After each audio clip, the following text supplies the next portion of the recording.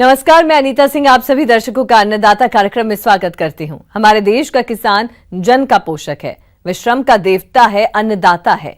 उसमें ही भारत की आत्मा निवास करती है। ऐसे ही किसानों की प्रगति के लिए हम खेतीबाड़ी से जुड़ी हुई बहुत सी नई लाभकारी जानकारियां हर रोज सुबह लेकर आते हैं। तो चलिए कार्यक्रम शुरू करने से पहले देखते हैं क्या है आज के अन्नदाता में। कैंडी टफ फूल की सफल खेती।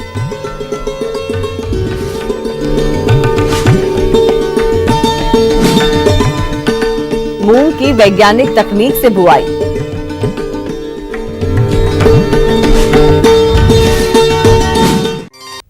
हमारे प्रदेश के अधिकतर किसान परंपरागत फसलों की खेती करते हैं, जिससे उनको एक सीमित मुनाफा मिलता है। इसलिए कुछ किसान अधिक लाभ कमाने के लिए सीजनल फूलों की खेती करने लगे हैं। हमारे संवाददाता ने भ्रमण के दौरान ग्राम देवलखेड़ी, जिला भोपाल के प्रगतिशील किसान हेमंत माली से संपर्क किया, जिन्होंने कैंडी टफ फूल की सफल खेती की है। तो चलिए मिलते हैं उनसे और जानते हैं उनके आय और व्यय के बारे में। और मैंने इस फसल को कैंडी टफ को आधा एकड़ में लगाया है। मैं अब आप लोगों को आधा एकड़ के खर्चे के बारे में बता रहा हूँ। और आधा एकड़ में लगभग इसका 500 ग्राम बीज डलता है। इसका बीज काफी छोटा एवं बारीक होता है और इसकी आधा एकड़ की जुताई लगभग 800-1000 रुपये में हो जाती है। और इसमें लगभग 500-600 रुपये का गोबर का खाद भी डलता है और इसकी खरपतवार नियंत्रण में लगभग 1000 रुपये के मजदूर लग जाते हैं। और इसमें सिंचाई पर लगभग 500 रुपये का खर्चा आता है आधा एकड़ ज़मीन में। और इसमें कीटों के नियंत्रण के लिए भी 500 रुपये की दवाई लगभग हमने इस पर छिड़काव किया है। जो कटाई पैकिंग में जो भी मजदूर और कुछ मेरे परिवार के सदस्य ने और हम लोगों ने की है, तो इसमें जो खर्चा आया है वो लगभग 800 रुपये का खर्च इसमें इसकी तोड़ाई में उखड़ाई में खर्चा आता है। 500 से 800 रुपये परिवहन पे खर्चा आया है। इसकी तोड़ाई लगभग 15 से 20 दिनों तक कंटिन्यू होती है। 10 बंडल 15 बंडल हम इसको डेली निकाल सकते हैं मार्केट में। 10 से 12 पोत की एक गड्डी बनती है और ये गड्डियाँ इसकी गड्डियाँ इस प्रकार से 10 गड्डी मिला के अपन एक बंडल बनाते हैं और एक बंडल मार्केट में 100 रुपये का बिकता है। और इसमें आधा एकड़ में लगभग ये 25,000 रुपये का 200-250 बंडल निकल जाते हैं। 20 से 25,000 रुपये के बिक जाते हैं और इसमें लगभग 5,000 रुपये का इसमें खर्चा आ जाता है। और जो भी हमें 25,000 रुपये का मार्केट में हमने बेचा है उसका टोटल खर्च निकाल के लगभग हमें 20,000 रुपये का इस पर शुद्ध लाभ हमें प्राप्त होता है किसान भाइयों। और इसका उपयोग मार्केट में पुष्पगुच्छ और शादी ब्याहों में बुके वगैरह बनाने में होता है। और ये काफ़ी डेकोरेशन के काम में भी आता है। ये देखने में काफ़ी खूबसूरत लगता है और ये देखने में इसकी खूबसूरती बहुत अच्छी है और इसमें बहुत अच्छी खुशबू भी आती है। किसान भाइयों, अभी आपने इस किसान के आय और व्यय के बारे में जानकारी हासिल की। अब आइए जानते हैं कि ये किसान कैंडी टफ फूल की खेती किस तरह से करता है। ये सर्दी के मौसम की सीजनेबल फसल है। ये सर्दी के मौसम में ही होती है। लगभग इसकी बारिश ख़त्म होने के बाद इसकी बुआई शुरू हो जाती है और ये जनवरी-फरवरी में इसका उत्पादन चालू हो जाता है। इसे हम बीज के माध्यम से इसको हम लगाते हैं। इसका बीज हमें मार्केट में मिल जाता है। इसके लिए हम भूमि की तैयारी करते हैं। ट्रैक्टर की सहायता से इसकी भूमि की मिट्टी को काफ़ी बारीक कर लेते हैं और ये बिल्कुल बारीक हो जाती है। तो इसमें अपन सुपर फास्फेट खाद तो मिक्स कर देते हैं मिट्टी में, ताकि इसका पौध जल्दी निकल आए, अंकुरित हो जाए। और हम इसको हाथ की सहायता से छिड़काव विधि द्वारा खेत में लगाते हैं। इसमें क्यारियाँ बनाना पड़ती हैं और इसमें मिट्टी को बारीक करके इसमें अपन जैसे कि धनिये की फसल करते हैं उसी प्रकार इसकी फसल भी हम लोग धनिये की तरह करते हैं। तो इसके बाद अपन इसको थोड़ा मिट्टी में मिक्स करके मिला देते हैं ताकि इसके बीज पानी के बहाव में ऊपर ना बहें। फिर इसमें बीज छिड़कने के बाद इसमें हम सिंचाई करते हैं, पानी देते हैं। इसके बाद 1 हफ्ते बाद इसका पौधा अंकुरित हो जाता है और इसके अंकुरित होने के बाद 20 से 25 दिन बाद इसमें हम मजदूरों की सहायता से इसकी थोड़ी निंदाई करवाकर खुरपी की सहायता से निंदाई करवाते हैं। और हमने इसमें निंदाई करवाई, हमने और हमारे परिवार ने ऐसा किया है। और इसकी निंदाई करवाने के बाद इसमें अपन DAP, यूरिया खाद मिक्स करके इसमें देते हैं। इसमें खाद को महीने में 2 बार देना है। और इसमें हम पानी हर 15-15 दिन में, महीने में देते रहते हैं। और इसमें हम कीटों के नियंत्रण के लिए हमने रासायनिक दवाइयों का भी प्रयोग करते हैं। इसमें साफ करके दवाई जो आती है, दवाइयों का छिड़काव करते हैं। इसमें 1 से 2 बार छिड़काव करना पड़ता है। वैसे सर्दी के मौसम में ज़्यादा कीटों का प्रभाव इस पर नहीं होता है। और ये काफ़ी अच्छे से इसकी हम देखभाल करते हैं। ये धीरे धीरे फ्लोरिंग करने लगती है। फिर इसकी हम फ्लोरिंग को छटाई के माध्यम से एक एक प्लांट्स पौधे को हम उखाड़ते हैं। डायरेक्टली उखाड़ना है और फिर इसको उखाड़ के छोटी छोटी टाइप से गड्डियाँ तैयार कर लेते हैं। और ये गड्डियाँ मार्केट में एक बंडल के तौर पे 10 गड्डियों का एक बंडल बनता है। और इसको हम एक बंडल मार्केट में तैयार करके मार्केट में इसको पहुँचाते हैं। और सुतली से इसकी बंधाई की जाती है। इस प्रकार से इसको हम बांधते हैं। छोटी छोटी गड्डियाँ इसकी तैयार कर ली जाती हैं। इसका फूल बिल्कुल 2 से 3 दिन तक बिल्कुल पानी में हम लगा के रख सकते हैं, बाल्टियों में लगा देते हैं। और इसका फूल काफ़ी दिन तक ऐसे ही बना रहता है। और काफ़ी जो छोटी कलियाँ होती हैं ना, ये भी धीरे धीरे सारी खिलने लगती हैं। दिखने में ये बहुत खूबसूरत होता है बंच, और उसकी बुके की ये बहुत खूबसूरती बढ़ा देता है। अभी इसका सीज़न चल रहा है और शादी ब्याह का माहौल में इसका बहुत ही अच्छा उपयोग किया जाता है। और शादी ब्याह में ये काफ़ी ब्राइटनेस बढ़ा देता है और इसमें काफ़ी चमक दमक होती है। किसान भाइयों, अभी तक आपने खेती से जुड़ी हुई कुछ उपयोगी जानकारियां देखी। अब लेते हैं एक छोटा सा ब्रेक। जल्द ही लौटेंगे और कार्यक्रम में आगे भी है खेती बाड़ी से जुड़ी महत्वपूर्ण जानकारियां, तो बने रहिए हमारे साथ। ब्रेक के बाद आप सभी दर्शकों का अन्नदाता में स्वागत है। चलिए अब रुख करते हैं अगली कड़ी की ओर। हमारे प्रदेश में रबी फसलों की कटाई के बाद खेत खाली हो जाते हैं। ऐसे में जिन किसान भाइयों के पास सिंचाई जल की भरपूर व्यवस्था है, वह इस समय मूंग की खेती करके अच्छा लाभ ले सकते हैं। इसके लिए कौन सी किस्म का चुनाव करें और खेत तैयारी से लेकर बुआई तक के सभी कार्यों को किस तरह करें, इस बारे में जानकारी दे रहे हैं एक विषय विशेषज्ञ।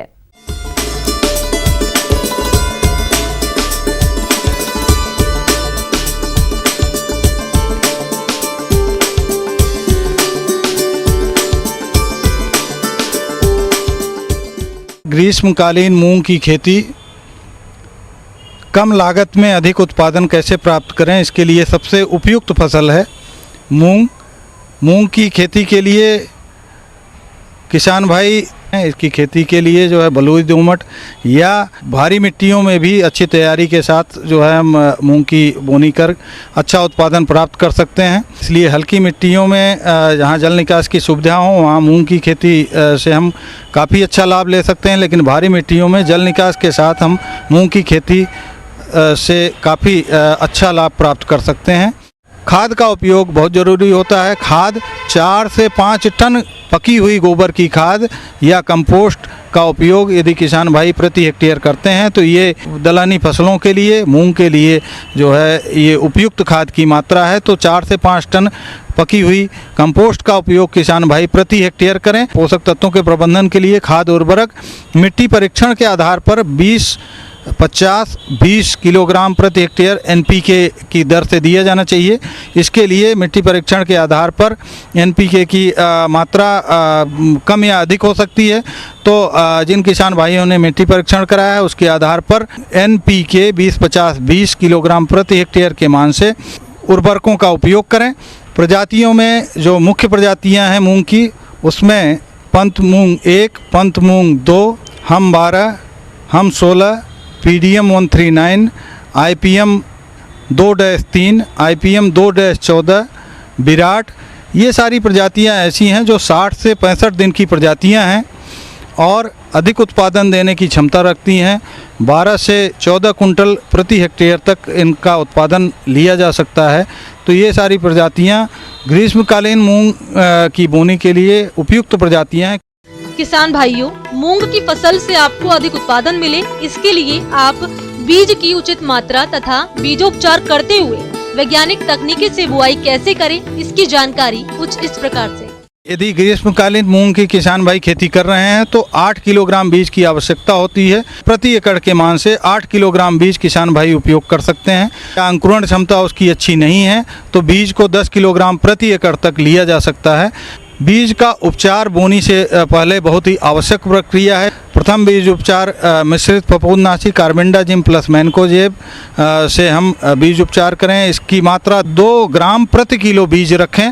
इसके फफूंदनाशी से बीज उपचार के बाद हम छाया में इसको फैला दें ताकि बीज सूख जाए और बीज पे दवा अच्छी तरीके से चिपक जाए। इसके बाद तीसरा उपचार किसान भाइयों को कल्चर द्वारा भी करना चाहिए। राइजोबियम कल्चर 5 से 10 ग्राम कल्चर प्रति किलोग्राम बीज के मान से उपयोग करें।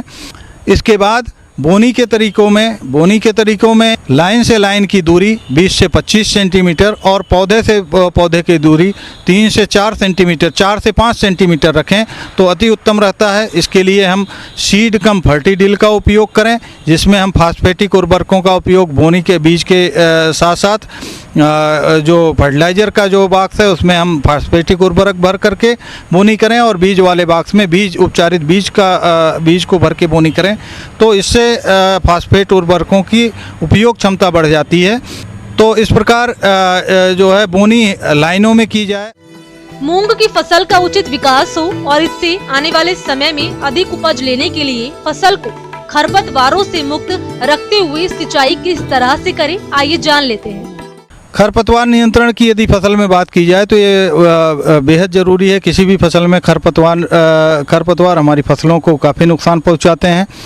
इसलिए खरपतवार प्रबंधन के लिए हम बोनी के बाद से 48 घंटे के अंदर पेंडीमेथिलिन नामक खरपतवार नाशी इसकी व्यावसायिक मात्रा 1 लीटर प्रति एकड़ के मान से किसान भाई उपयोग कर सकते हैं। पानी का विशेष ध्यान किसान भाई रखें। 150 से 200 लीटर पानी प्रति एकड़ हमें नीदानाशी उपयोग करते समय उपयोग करना चाहिए।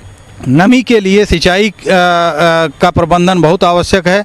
चूँकि गर्मी में ग्रीष्मकालीन मूंग में समय समय पर पानी की आवश्यकता होती है। नमी बहुत जल्दी खेत से निकल जाती है।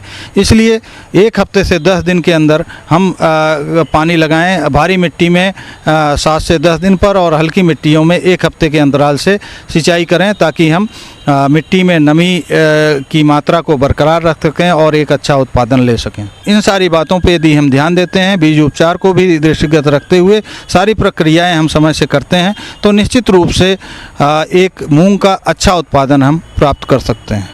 आगे और भी है खेती बाड़ी से जुड़ी हुई बहुत सी रोचक जानकारियां, पर यहाँ पर रुकेंगे एक और ब्रेक के लिए। जल्द हाजिर होते हैं। ब्रेक के बाद एक बार फिर से आप सभी दर्शकों का अन्नदाता कार्यक्रम में स्वागत है। बढ़ते हैं अगली प्रस्तुति की ओर।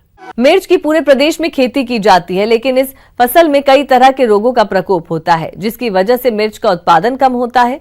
तो आपके सामने इस तरह की समस्या नहीं आए, इसके लिए आप इस हानिकारक रोग की पहचान कर नियंत्रण के कौन कौन से उपायों को अपनाएं, इसकी जानकारी के लिए देखिए कार्यक्रम का यह अंश। मिर्च अपने तीखे गुणों के कारण मसाला की मुख्य फसल है। इसकी खेती से किसान वर्ष भर अच्छा लाभ कमाते हैं। कभी कभी रोगों के कारण इसका उत्पादन कम हो जाता है और जो किसान समय रहते रोगों की सही पहचान करके नियंत्रण कर लेते हैं वो इससे अच्छा खासा मुनाफा भी कमाते हैं। तो चलिए जानते हैं कि मिर्च की फसल में लगने वाले रोगों के कारण, लक्षण और रोकथाम के बारे में, जो इस प्रकार से है। एंथ्रेक्नोज रोग, ये रोग कोलेटोट्राइकम नामक फफूंद से होता है। रोग के शुरुआती लक्षणों में पत्तियों पर छोटे छोटे विशेष आकार के गहरे भूरे और काले धब्बे बनते हैं। रोग के तीव्र होने पर शाखाएं ऊपर से नीचे की तरफ सूखने लगती हैं। फलों के पकने की अवस्था में छोटे छोटे काले गोल धब्बे बनने लगते हैं। बाद में इनका रंग धूसर हो जाता है जिसके किनारों पर गहरे रंग की रेखा होती है। प्रभावित फल समय से पहले झड़ने लगते हैं। अधिक आर्द्रता इस रोग को फैलाने में सहायक होती है। एंथ्रेक्नोज रोग नियंत्रण के उपाय। इस रोग से फसल को बचाव के लिए मैंकोजेब या कार्बेंडाजिम नामक दवा 2 ग्राम दवा प्रति लीटर पानी में घोल बनाकर परड़ी छिड़काव करें तो काफी हद तक इस रोग की रोकथाम हो जाती है। लीफ कर्ल, मरोडिया या चुर्रा मुर्रा रोग, ये मिर्च की एक भयंकर बीमारी है। ये एक विषाणु जनित रोग है। ये रोग फसल में ज्यादातर आता है। इसमें पत्तियां अनियमित ढंग से मुड़ जाती हैं और पौधे की वृद्धि रुक जाती है। तथा फलों का आकार छोटा होने लगता है। अधिक प्रकोप होने पर पौधा फल विहीन हो जाता है। अगर इसका समय रहते नहीं नियंत्रण किया गया तो ये पैदावार को भारी नुकसान पहुंचाता है। लीफ कर्ल रोग का नियंत्रण। ये एक विषाणु रोग है। ये रोग सफेद मक्खी से फैलता है, अतः इसका नियंत्रण भी सफेद मक्खी से छुटकारा पाकर ही किया जा सकता है। इस रोग से बचाव के लिए मिर्च की क्यारी में बुआई से पूर्व कार्बोफ्यूरान 3G 8 से 10 ग्राम प्रति वर्ग मीटर के हिसाब से भूमि में मिलाएं तथा पौधरोपण के 15 से 20 दिन बाद डाइमिथोएट 30 EC 1 मिलीलीटर दवा प्रति लीटर पानी या इमिडाक्लोप्रिड 1 मिलीलीटर 3 लीटर पानी की दर से घोलकर फसल पर छिड़काव करें। ये छिड़काव 10 से 12 दिन के अंतराल पर आवश्यकता अनुसार दोहराएं। फूल आने के बाद उपरोक्त कीटनाशक दवाओं के स्थान पर मैलाथियन 50 EC 1 मिलीलीटर प्रति लीटर पानी के हिसाब से छिड़काव करें। अधिकतम रोगग्रस्त पौधों को उखाड़कर नष्ट कर दें। इसके अलावा रोग की प्रतिरोधी किस्में जैसे पूसा ज्वाला, पूसा सदाबहार और पंत C1 को लगाना चाहिए। इससे रोगों की समस्या आपकी फसल में नहीं आएगी और मिर्च की भरपूर पैदावार मिलेगी, जिससे अच्छा खासा मुनाफा मिलेगा।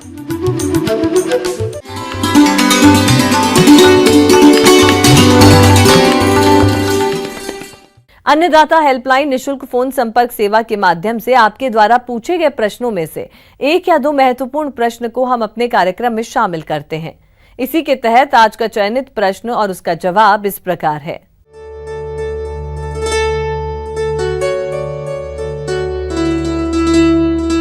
अन्नदाता निशुल्क फोन संपर्क सेवा के माध्यम से पूछे गए प्रश्नों में से आज हमने जिस प्रश्न को कार्यक्रम में शामिल किया है उसे पूछा है ग्राम मोहिनी जिला सागर के कृषक गणेश ठाकुर ने। यह बैगन की फसल में लगने वाले तना एवं फल छेदक कीट के नियंत्रण के बारे में जानकारी चाहते हैं। तो गणेश ठाकुर जी, आपकी जानकारी के लिए प्रस्तुत है कार्यक्रम का यह अंश। बैंगन भारत की प्रमुख सब्जी फसलों में से है, जिसकी खेती लगभग सभी क्षेत्रों में की जाती है। लेकिन बैंगन की फसल में कुछ कीटों का प्रकोप देखने में आता है, जिससे पैदावार बहुत कम हो जाती है। अगर किसान भाई समय पर इन कीटों की पहचान करके उनकी रोकथाम कर ले तो वे अच्छी क्वालिटी का अधिक उत्पादन प्राप्त कर सकते हैं। किसान भाइयों, बैंगन की फसल में तना और फल बेधक कीट का प्रकोप काफी देखने में आता है। इस कीट की सुंडी गुलाबी रंग की बाल रहित होती है। ये सुंडियां नई शाखाओं में छेद करके अंदर घुस जाती है, जिसके कारण शाखाएं मुरझा जाती हैं और पौधों की बढ़वार भी रुक जाती है। और जब फसल में फल लगते हैं तो ये सुंडियां फलों में घुसकर फल के गूदे को खाती हैं, जिससे फल खाने योग्य नहीं रहते हैं और ऐसे फलों का बाजार भाव भी नहीं मिलता है। एक अनुमान के अनुसार ये कीट फसल में 30 से 50% तक नुकसान कर देता है। किसान भाइयों, इस तरह की आर्थिक क्षति से बचने के लिए आप प्रभावित शाखाओं और फलों को तोड़कर नष्ट कर दें और इस कीट के जैविक नियंत्रण के लिए आप 5 से 25 फेरोमोन ट्रैप प्रति हेक्टेयर की दर से फसल में लगा दें, जिससे जो नर कीड़े होते हैं वो मादा कीड़ों की महक के कारण इस ट्रैप में आकर फंस जाते हैं, जिससे आप इस कीट पर कुछ हद तक नियंत्रण पा लेंगे। इसके अलावा आप इस कीट के जैविक नियंत्रण हेतु 3 ट्राइकोकार्ड प्रति हेक्टेयर की दर से प्रयोग करें। इससे भी आप इन कीटों का नियंत्रण कर सकते हैं। किसान भाइयों, अगर फसल में इस कीट की संख्या कम है तो आप नीम सत या नीम का तेल 5 मिलीलीटर प्रति हेक्टेयर की दर से फसल में प्रयोग करें। और यदि इस कीट का प्रकोप बैंगन की फसल में ज्यादा देखने में आ रहा है तो आप सबसे पहले ग्रसित शाखाओं और फलों को तोड़कर नष्ट कर दें। इसके बाद इमामैक्टिन बेंजोएट दवा की 200 मिलीलीटर मात्रा 700 से 800 लीटर पानी में घोलकर प्रति हेक्टेयर की दर से फसल में प्रयोग करें, जिससे आप इस कीट पर काफी हद तक नियंत्रण पा लेंगे। किसान भाइयों, दवा छिड़काव के 7 से 10 दिनों के बाद ही फलों की तोड़ाई करें, क्योंकि छिड़काव के कम से कम 7 दिनों तक दवा का फलों में अवशेष रहता है, जिनको खाने से ये मानव स्वास्थ्य पर खराब असर डालते हैं। इस तरह किसान भाइयों, आप इन सभी बातों को ध्यान में रखकर यदि इस कीट का नियंत्रण करते हैं तो आप अपनी फसल को इस कीट से बचाकर अधिक उपज प्राप्त कर सकते हैं। अब आइए देखते हैं कल दिखाए जाने वाले कार्यक्रम की मुख्य झलकियां। फूल गोभी की खेती से कमाएं अच्छी आय।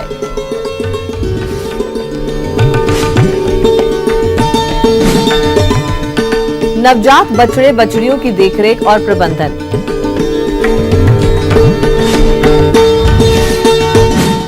किसान भाइयों, अन्नदाता आपकी सेवा के लिए संकल्परत है।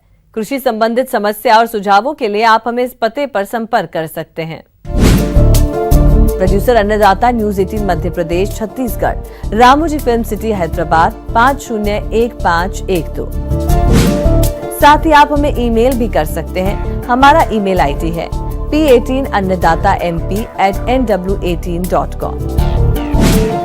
इसके अतिरिक्त आप हमें निःशुल्क हेल्पलाइन नंबर 180041921555 पर सोमवार से शनिवार सुबह 10 से शाम 4 बजे के बीच संपर्क कर सकते हैं।